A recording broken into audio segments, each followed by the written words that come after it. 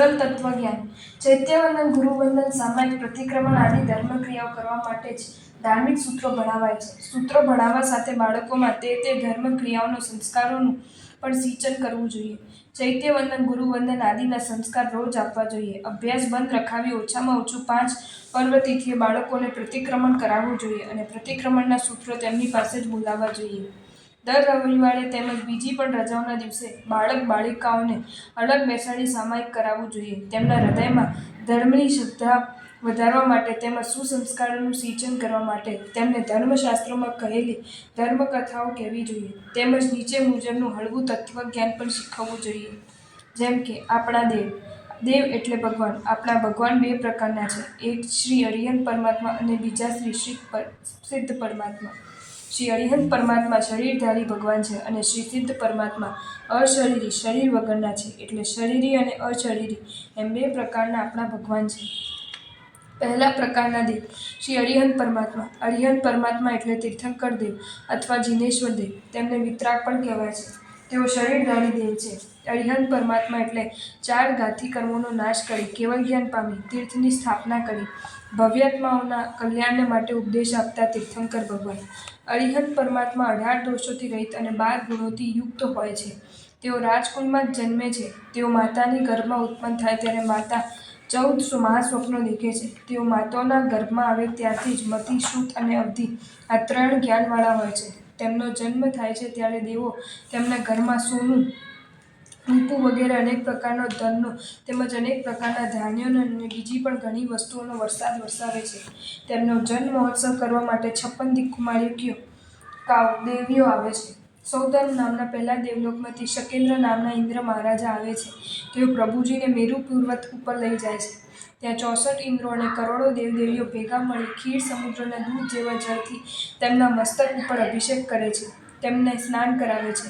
પછી નાચગાન કરે છે અને જાત જાતના વાજિંત્રો વગાડીને મોટા ઉત્સવપૂર્વક પ્રભુની ભક્તિ કરે છે.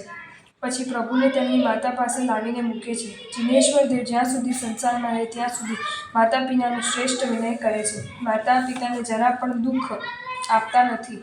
પોતે દુઃખી થઈને પણ માતા પિતાને સુખી કરે છે. તેઓ ભરપૂર રાજ્ય સુખવાળા સંસારનો ત્યાગ કરીને અવશ્ય દીક્ષા લે છે અને સાધુપણું સ્વીકારે છે.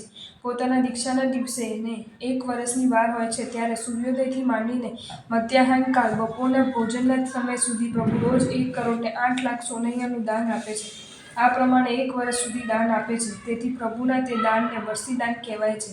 દીક્ષા લેતાની સાથે જ તેમને ચોથું મનઃ પર્યજ્ઞાન ઉત્પન્ન થાય છે. પ્રભુની દીક્ષા વખતે તેમના ખભા ઉપર ઇન્દ્ર મહારાજા ભક્તિભાવથી દેવદુષ્ય નામનું દેવતાઈ વસ્ત્ર મૂકે છે. દીક્ષા લઈને પ્રભુ એક ગામથી બીજા ગામ વિચરે છે.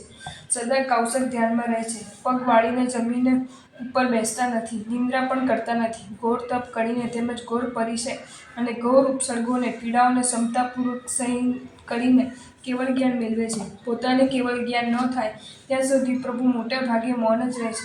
કોઈને પણ ધર્મનો ઉપદેશ આપતા નથી અને કોઈને દીક્ષા પણ આપતા નથી. પ્રભુને જ્યારે કેવળ જ્ઞાન થાય છે ત્યારે દેવો આવીને સંવત્સર રસે છે. તેમાં બેસીને તીર્થંકર દેવ ભવ્ય જીવોના કલ્યાણને માટે ધર્મનો ઉપદેશ આપે છે. અનેક જીવોને ભવ સમુદ્રથી તારવાને માટે તીર્થની સ્થાપના કરે છે. 4 પ્રકારના સંઘની સ્થાપના કરે છે. તીર્થંકર દેવ જ્યારે દેશના આપે છે ત્યારે દેવલોકમાંથી ઇન્દ્રો અને કરોડો દેવદેવીઓ પણ પ્રભુની અમૃત જેવી મીઠી વાણી સાંભળવા આવે છે. પ્રભુની વાણી સાંભળવા પશુ પંખીઓ પણ આવે છે. તીર્થંકર દેવો 34 અતિશયવાળા હોય છે. તેમના વચનના અતિશયને કારણે તેમની વાણી પશુ પંખી વગેરે સર્વ જીવોને પોતપોતાની ભાષામાં સમજાય છે. પ્રભુની વાણી 35 ગુણવાળી હોય છે અને તે 1 યોજન સુધી સંભળાય છે. કેવળ જ્ઞાન થયા પછી પ્રભુ હંમેશા અષ્ટપ્રતિહાર્યથી યુક્ત હોય છે. પ્રભુ જ્યાં જ્યાં વિચરે છે ત્યાં ત્યાં બધા લોકોનો રોગ, શોક, ભય, મારી, મરકી, ઉપદ્રવ વગેરે નાશ પામે છે. પ્રભુ જેના ઘરે તપનું પારણું કરે છે તેના ઘરે દેવો ધનનો વરસાદ વરસાવે છે.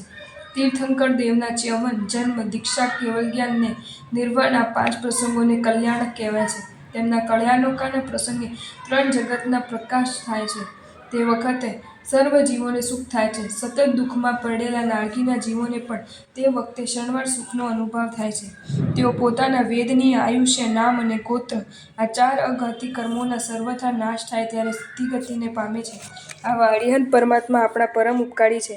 આપણે રોજ તેમના ઉપકારને યાદ કરવા જોઈએ અને રોજ તેમના દર્શન, પૂજન અને ગુણગાન કરવા જોઈએ. જો તમને આ વિડીયો ગમ્યો હોય તો આ વિડીયોને લાઇક કરો અને શેર કરો અને આવા જ નવા વિડીયો જોવા માટે જૈન ફેક્ટ્સ એન્ડ સ્ટોરીઝની ચેનલને સબસ્ક્રાઈબ કરો. ધન્યવાદ.